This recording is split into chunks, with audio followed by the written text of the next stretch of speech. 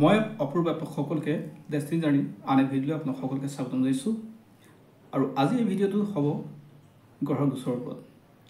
অৰ্থাৎ সৌৰজগতত যি গ্ৰহ আছে সেই গ্ৰহবিলাক সদায় গতিশীল অৰ্থাৎ গৈ থাকে আৰু এনে অৱস্থাত কিছুমান গ্ৰহই নিৰ্দিষ্ট এক সময় মূৰে মূৰে তেওঁলোকে এটা ৰাশিৰ পৰা আনটো ৰাশিলৈ প্ৰৱেশ কৰে আৰু আজি ভিডিঅ'টো হ'ল সূৰ্যৰ গোচৰক লৈ। আৰু ভিডিঅ'টোৰ মূল অংশলৈ যোৱাৰ আগত আপোনালোকক কওঁ, যিসকলে জ্যোতিষশাস্ত্ৰ বিশ্বাস কৰে তেওঁলোকে ভিডিঅ'টো চাব আৰু যিসকলে জ্যোতিষশাস্ত্ৰ বিশ্বাস নকৰে তেওঁলোকে এই ভিডিঅ'টো ইগনোৰ কৰিব। সাধাৰণতে আপোনাৰ জন্মত যিখন কুণ্ডলী, সেই কুণ্ডলীত যিদিনাখন জন্ম হৈছিলে সেইদিনাখন যি গ্ৰহৰ স্থিতি আছিলে আৰু আজিৰ তাৰিখত গ্ৰহৰ স্থিতি বেলেগ বেলেগ, অৰ্থাৎ গ্ৰহবিলাকৰ গোচৰ হৈ থাকে। আজি যদি খুলি চাই সেই গ্ৰহৰ স্থিতি বেলেগ হ'ব, অৰ্থাৎ তাকে আমি কওঁ গোচৰ। আৰু 12টা ৰাশি আছে, এই 12টা ৰাশিত সূৰ্যই প্ৰত্যেকটো ৰাশিত এক মাহৰ কাৰণে থাকি যায়, অৰ্থাৎ এক মাহৰ পিছে পিছে প্ৰত্যেকবাৰ গোচৰ কৰে।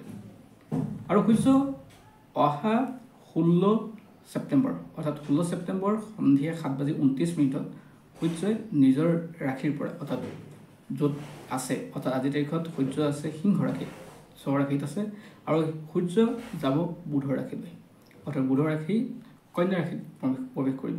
আৰু এই সময়ছোৱাত কিছুমান ৰাশিৰ কাৰণে শুভ, কিছুমান ৰাশিৰ কাৰণে অশুভ হৈ উঠে। অৰ্থাৎ শুভ কোনবিলাকৰ ক্ষেত্ৰত যদি কওঁ তেনেহ'লে আপুনি প্ৰথমে নাম ল'ব লাগিব, ধৰি লওক বৃষ ৰাশি। এতিয়া কথাটো হ'ল সূৰ্য গোচৰৰ ফলত কি কি হ'ব পাৰে। সূৰ্য হ'ল সৌৰজগতৰ ৰজা আৰু সূৰ্য হ'ল গভৰ্ণমেণ্ট ছেক্টৰত কাম দিয়া সহজ হৈ পৰে। অৰ্থাৎ কি হ'ল, গভৰ্ণমেণ্ট কাৰোবাৰ যদি গভৰ্ণমেণ্ট ছেক্টৰত কাম লাগে অৰ্থাৎ গভৰ্ণমেণ্টৰ লগত যিকোনো ক্ষেত্ৰত সুবিধা লাগে তো তেনেহ'লে তেওঁ সূৰ্য প্ৰণাম কৰিবলৈ কোনো জ্যোতিষীয়ে উপায় দিয়ে। গতিকে সেই সূৰ্যই আহিছে কন্যা ৰাশিলৈ। আৰু ঠিক তেনেকৈ সূৰ্য আপোনাৰ পিতা হয়। আপোনাৰ সূৰ্যৰ যদি এষ্ট্ৰলজি বা অৰ্থাৎ জ্যোতিষশাস্ত্ৰ যদি সূৰ্য অশুভ হয় বা দুৰ্বল হয় তেনেহ'লে আপোনাৰ দেউতাৰ ওপৰত প্ৰভাৱ পৰে বা তেনেকুৱা ধৰণৰ দেউতাৰ হেল্থত প্ৰভাৱ পৰিব। গতিকে এই কথাখিনি আপুনি সূৰ্যৰ জৰিয়তে গম পাব। আৰু সূৰ্য যিমান ষ্ট্ৰং হয় আপোনাৰ গভৰ্ণমেণ্টৰ লগত জড়িত কামবিলাকে সিমান ষ্ট্ৰংলি হ'ব বা আপোনাৰ দেউতাৰ লগত সিমান আপোনাৰ সংযোগ ঘটিব। গতিকে আপুনি যিসকলৰ সূৰ্য আজিৰ তাৰিখত মই শুভ বুলি ক'ম তেওঁলোকৰ ক্ষেত্ৰত এইখিনি সময় যথেষ্ট ভাল সময় চলিব বুলি ক'ব পাৰোঁ। আৰু এই সময়খিনি প্ৰায় এক মাহ চলিব।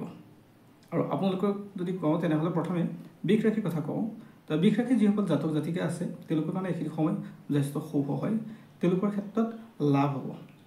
অৰ্থাৎ আজিৰ তাৰিখত তেওঁলোকৰ যি এডুকেশ্যন কথা যদি ভবা হয় ছাত্ৰ ছাত্ৰীসকলৰ কাৰণে এইখিনি সময়ত ভাল হ'ব এডুকেশ্যনৰ ক্ষেত্ৰত। সমান্তৰালকৈ তেওঁলোকৰ পিতৃ মাতৃৰ ক্ষেত্ৰত মানে পিতৃৰ ক্ষেত্ৰতো ভাল হ'ব আৰু মাতৃৰ স্বাস্থ্যৰ ক্ষেত্ৰতো উন্নত হ'ব। তেওঁলোকৰ এক্সট্ৰা কাৰিকুলাৰ বা যিকোনো ক্ষেত্ৰতে কালচাৰেল লাইনত যিসকলে কাম কৰি আছে তেওঁলোকৰ কাৰণে আজিৰ দিনটোত মানে সূৰ্য গোচৰৰ ফলত সুবিধা হ'ব। গতিকে এইটো এটা ভাল খবৰ। আৰু সমান্তৰালকৈ যিসকলৰ ক্ষেত্ৰত আৰু এটা কথা কওঁ,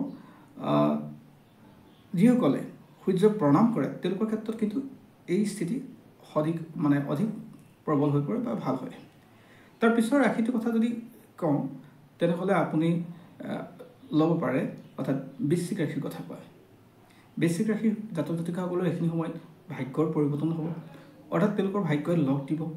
তেওঁলোকৰ বিভিন্ন নোহোৱা আগতে হৈ নুঠা কামবিলাকক হৈ উঠিব। তাৰ পিছৰ কথাটো হ'ল ধনুৰাশিসকলৰ কাৰণে যথেষ্ট ভাল হ'ব। আৰু ধনুৰাশিৰ পিছতে আপোনাৰ ভাল হ'ব সাধাৰণতে সেইসকল মানে যিসকলৰ সিংহ ৰাশি তেওঁলোকৰ ক্ষেত্ৰতো ভাল হ'ব, তেওঁলোকৰ আৰ্থিক স্থিতি ভাল হ'ব, তেওঁলোকৰ পৰিয়ালৰ মাজত সম্বন্ধটো ভাল হ'ব। তো তেনেকৈ প্ৰত্যেকটো গ্ৰহই বা প্ৰত্যেকটো ৰাশিয়ে কিবা ভাল বেয়া ৰিজাল্ট দিব। আৰু মই যিকেইটা ক'লোঁ আপোনালোকক, বৃষ ৰাশি, সিংহ ৰাশি, বৃশ্চিক ৰাশি, ধনু ৰাশি, এই ৰাশিকেইটাৰ কাৰণে অত্যন্ত শুভ। আৰু একেবাৰে অশুভ গ্ৰহৰ কথা যদি কওঁ তেনেহ'লে প্ৰথম কথাটো হ'ল সূৰ্য যিটো ৰাশিত উচ্চ অৰ্থাৎ মেঘ ৰাশিৰ ক্ষেত্ৰত অলপ দিগদাৰ হ'ব। সমান্তৰালকৈ তেওঁলোকৰ যিসকলৰ ৰাশি তুলা ৰাশি তেওঁলোকৰ ক্ষেত্ৰত অলপ কষ্ট হ'ব। বাকী অন্যান্য ৰাশিবিলাকৰ ক্ষেত্ৰত সাধাৰণতে ঠিকে ঠাকে চলি যাব। আৰু তাৰ ভিতৰত আপোনাক আৰু এটা কওঁ, সেয়া হ'ল কুম্ভ ৰাশিৰ ক্ষেত্ৰত। এই তিনিটা ৰাশিৰ ক্ষেত্ৰত অত্যন্ত অশুভ বুলি ক'ব পাৰি, বাকীখিনি ক্ষেত্ৰত সঠিক বা তেওঁলোকৰ ক্ষেত্ৰত নৰ্মেল যাব। এতিয়া আপোনালোকৰ যিসকলৰ অশুভ বুলি ক'লোঁ তেওঁলোকে সূৰ্য প্ৰণাম কৰিবলৈ লাগিব। অৰ্থাৎ সূৰ্য প্ৰণাম কৰিলে তেতিয়া তেওঁলোকৰ ক্ষেত্ৰত সূৰ্যৰ যি ইম্বেলেঞ্চ হয় সেই ইম্বেলেঞ্চটো বেলেঞ্চ হৈ পৰিব।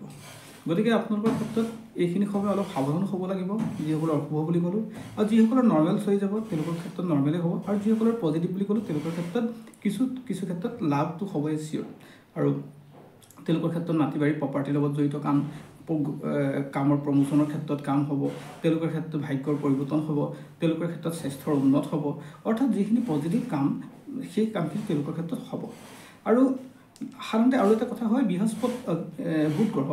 বুধ গ্ৰহই ৰাশি পৰিৱৰ্তন কৰিব 23 তাৰিখে, আৰু 23 তাৰিখে ৰাশি পৰিৱৰ্তন কৰি সূৰ্যৰ লগতে একে স্থানতে প্ৰৱেশ কৰিব, আৰু এই একেলগে প্ৰৱেশ কৰিলে অৰ্থাৎ বুধাদিত্য যোগো সৃষ্টি হ'ব।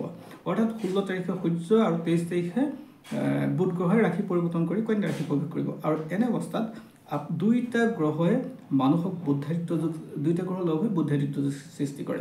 এই যে বুদ্ধাদিত্য যোগ এষ্ট্ৰলজিৰ আটাইতকৈ ভাল যুগৰ ভিতৰত এটা, যিয়ে মানুহক বুদ্ধি দিয়ে, যিয়ে মানুহক কাম কৰাত সহজ কৰি তোলে, যিয়ে মানুহক ইণ্টেলিজেঞ্চ দিয়ে, অৰ্থাৎ যিকোনো ক্ষেত্ৰত কামৰ দক্ষতা দিয়ে, কমিউনিকেশ্যন দিয়ে। গতিকে সকলো ক্ষেত্ৰত শুভ হওক, আৰু পাৰিলে এই ভিডিঅ'টো আপোনালোকে লাইক কৰিব আৰু বিভিন্ন ধৰণে পাৰিলে শ্বেয়াৰ কৰি দিব। আৰু এনেকুৱা ধৰণৰ ভিডিঅ' আপোনালোকক জনাই থাকিম কোনবিলাক ৰাশিৰ কাৰণে শুভ, কোনখিনি অশুভ, আৰু যিসকলৰ অশুভ বুলি ক'লোঁ তেওঁলোকে এই কামটো কৰিবলৈ যত্ন কৰিব। ধন্যবাদ। পুনৰ আন এক ভিডিঅ'ত আপোনালোক সকলোকে লগ পাম।